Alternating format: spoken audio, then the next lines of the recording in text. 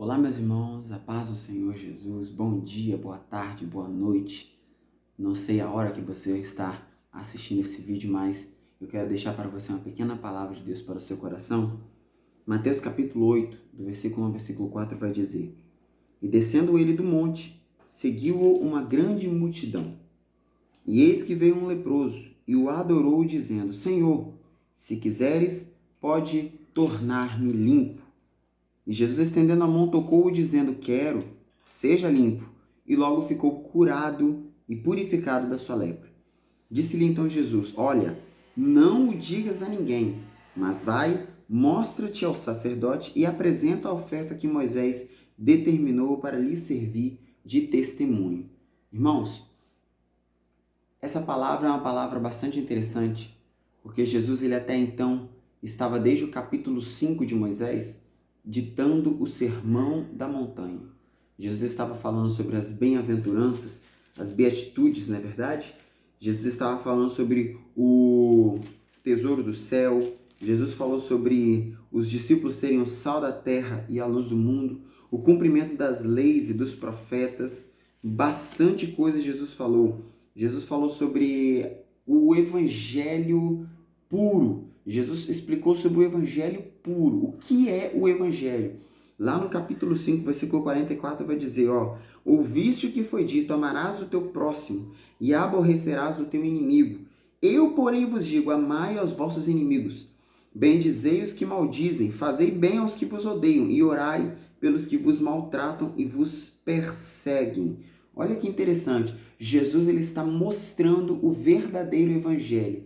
O verdadeiro evangelho que é o amor. Essa pregação, ela foi maravilhosa. Ele pregou sobre a oração do Pai Nosso, como nós devemos orar, o tesouro do céu, o olho puro, né? Jesus disse em Mateus 6:22, a candeia do corpo são os olhos, de sorte que se os teus olhos forem bons, o teu corpo terá luz. E ele vai dizer sobre o coração, porque onde estiver o vosso coração, onde estiver o vosso tesouro, ali estará também o vosso coração. Depois ele continua dizendo sobre o ato de julgar os outros, vai dizendo sobre a bondade de Deus, pedi, dá-se-vos-á, buscar e acharei. Foi um sermão tão maravilhoso, foi um sermão tão poderoso, mas foi um sermão tão lindo, que este homem, este leproso, ele foi de encontro de Jesus.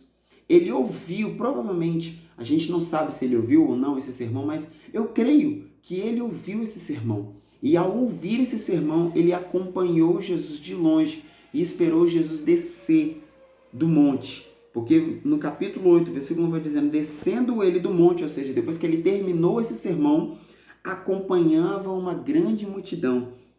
E aí veio esse leproso e o adorou, dizendo isso, Senhor, se quiseres, pode me tornar limpo. Olha que interessante, aquele leproso adorou a Jesus. Provavelmente ninguém estava o adorando lá no monte. Jesus precisou de um leproso para o adorar. E o que é a lepra? A lepra, ela possui vários estágios. A lepra é uma doença que primeiro ela tira o tato. A pessoa já não sente mais nada aonde está o machucado. Aonde está o machucado, a pessoa já não sente mais nada. Você pode bater e a pessoa não vai sentir o tato, ela não, perde o tato.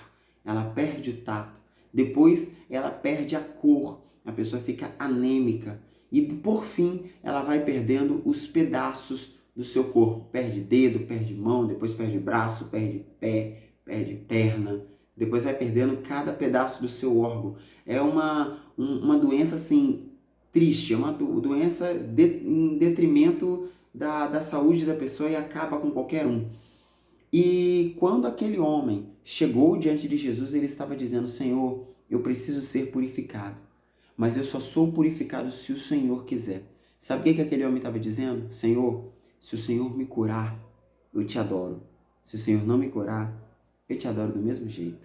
Olha que interessante. Aquele homem decidiu adorar Jesus, apesar da cura ou apesar de não receber a cura.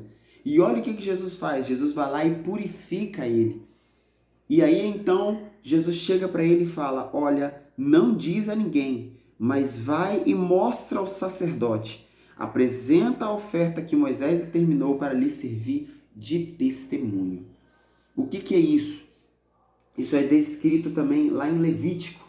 Em Levítico capítulo 14, do versículo 3, mais ou menos, até o versículo 10, você vai ver todo o processo de purificação de um leproso. Depois que ele é purificado, o sacerdote pede para ele voltar dentro de 7 dias.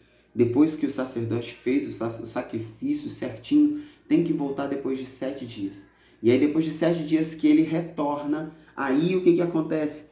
Ele vai lá e espargia o sangue dessa ave, de uma ave viva, uma pomba, não sei qual era a ave, provavelmente era pomba naquela época, e ela era degolada, e aí então espargia o sangue e era purificado.